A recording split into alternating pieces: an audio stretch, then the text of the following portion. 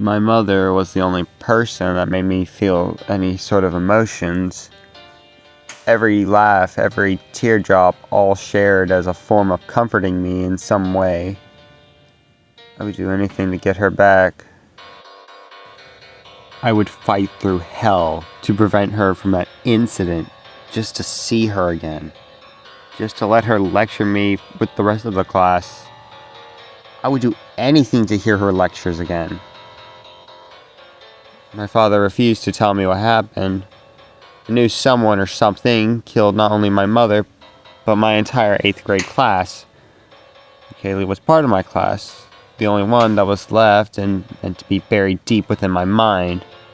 She was meant to be repressed, but here she was. As a human, from what I remember, she was rather awkward and talkative. She had brown hair and, of course, didn't show any signs of being a left hand.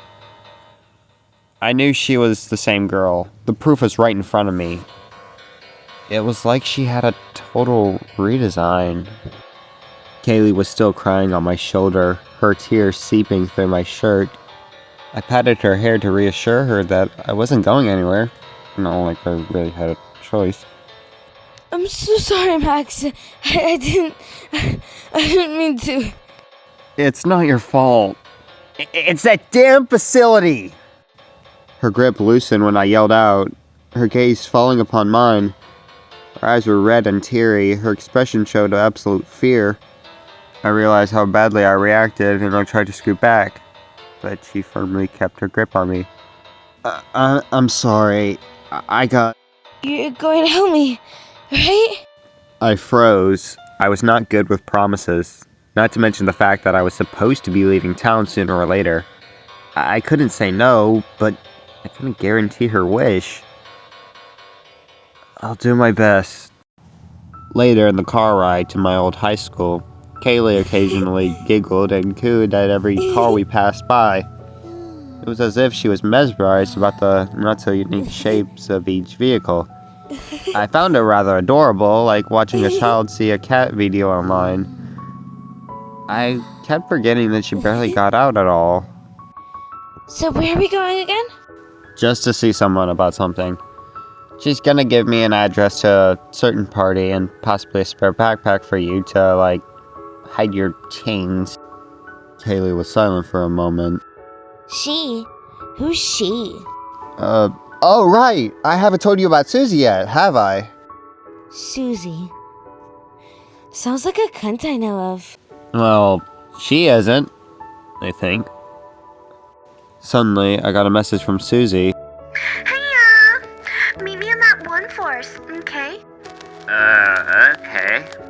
So, Kaylee, we may be meeting somewhere else. She knows. I'm sure of it. But how can you prove it? We're early.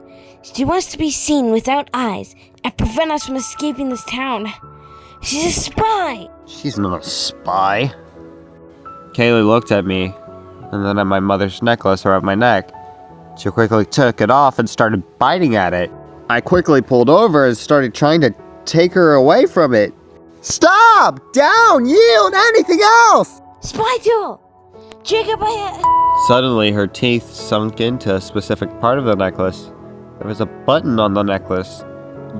But how? Why? How did you... Deactivated. Now tell your friend to meet us elsewhere. Specifically with no cell coverage, all alone in a wooded area and no grizzly man telling us to not go in that wood. I quickly started texting Susie to meet elsewhere. Her response was actually immediate. God, she may actually be a terrible spy who really wants to meet up with me. She's submissive. Like you, right? Well... I'm kidding! She laughed, her laughter sounding more like a hiss than an actual laughter. At the spot, Kaylee kept her head low and stayed on guard the entire time. I waited and waited, and she finally appeared, parking her car next to mine. We both got out at the same time.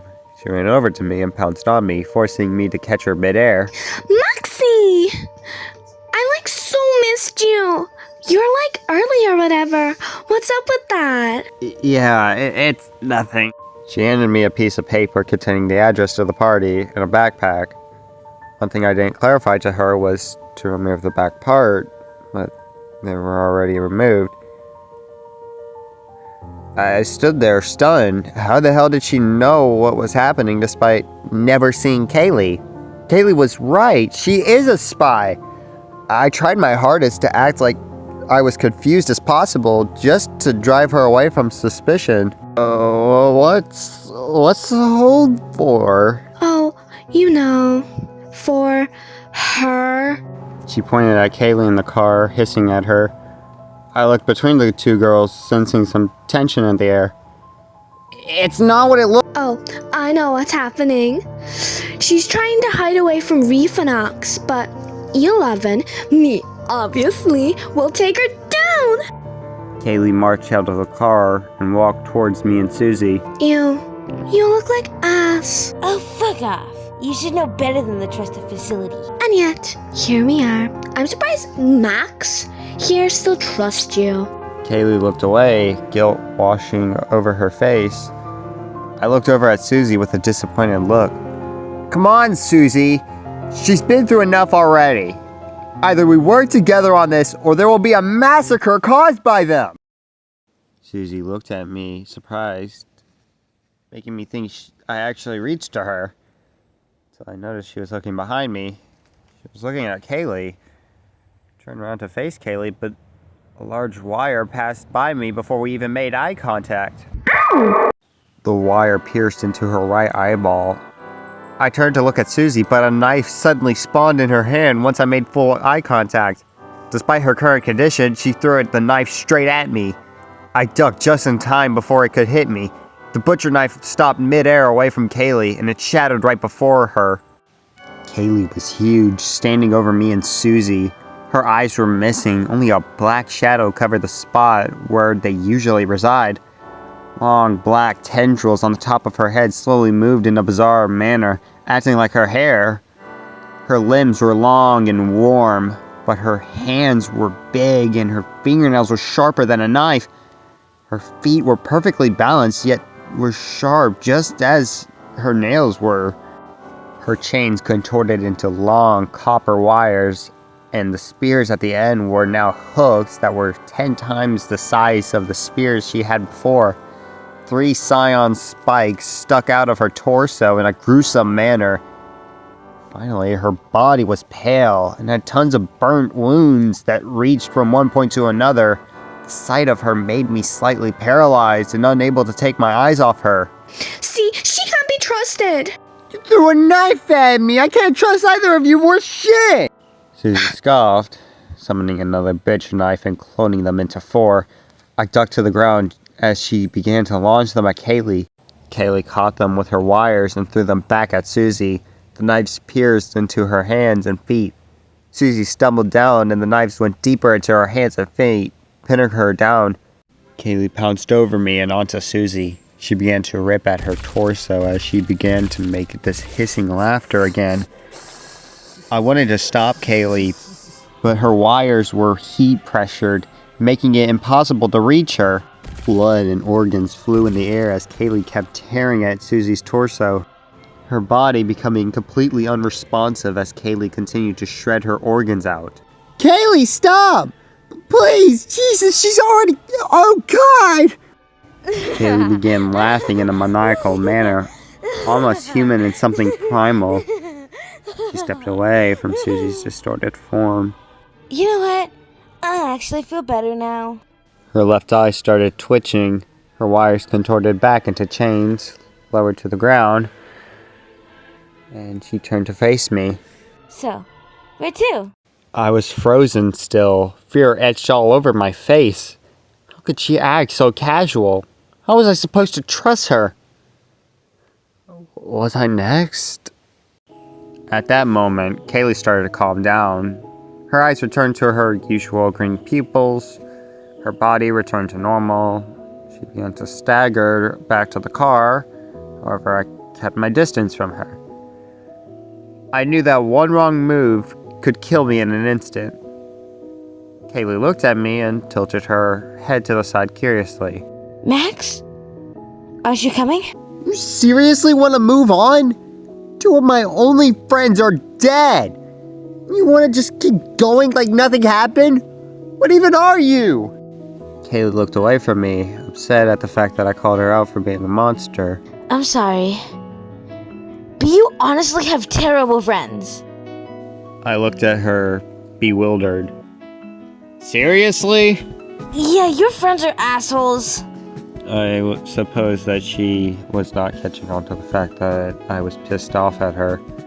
She hopped into the car, dragging her chains into the car as well, with her, and buckled up like a little kid ready for her first day of school.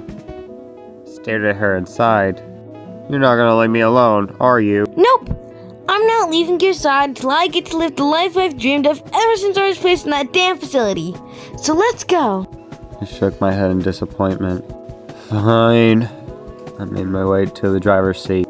Throughout the car ride, Kaylee wasn't staring at the cars and houses anymore. She was staring at me.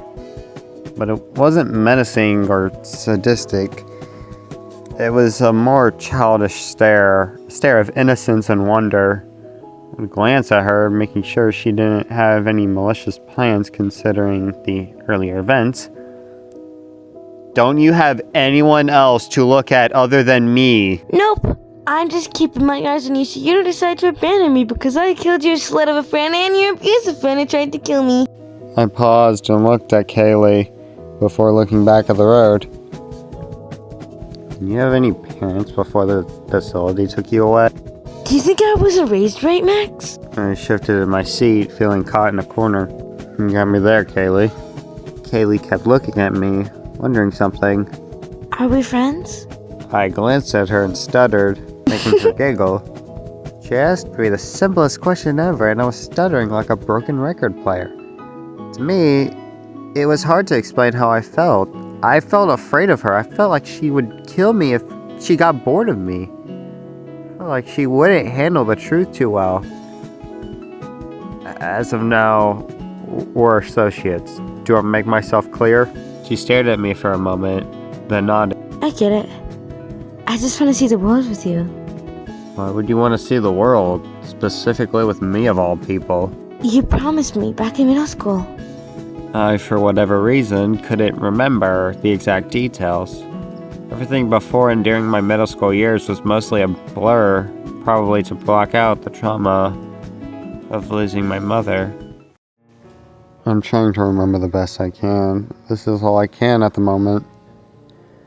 I was on a swing, hanging out with my friend Anthony. I think we were talking about the newest indie show on YouTube, since at that time, it was at its peak. Just then, Kaylee approached us. I do remember her specifically wearing a pink bonnet that day. I looked up at her. What's up? She pulled me off the swing and took me to the clearing where most kids would play soccer or football. She and I talked just about where we want to go in life or what we want to do in the future. I couldn't remember most of it, but I knew she and I were discussing the future. And then she asked me something I never thought she'd ask me, or anyone for that matter. Can I see the woods with you one day? Can we leave this town behind and be able to do amazing things together? I paused, then felt a small flutter in my stomach. I felt a strange yet comforting feeling from Kaylee. Yeah, I'd like that a lot, Kaylee. She smiled widely and gave me a huge hug, sealing the deal between us both. However, things took a turn for the worse. I wouldn't show up for school the next day because I was sick with the flu. That same day would be the same day my mother would die.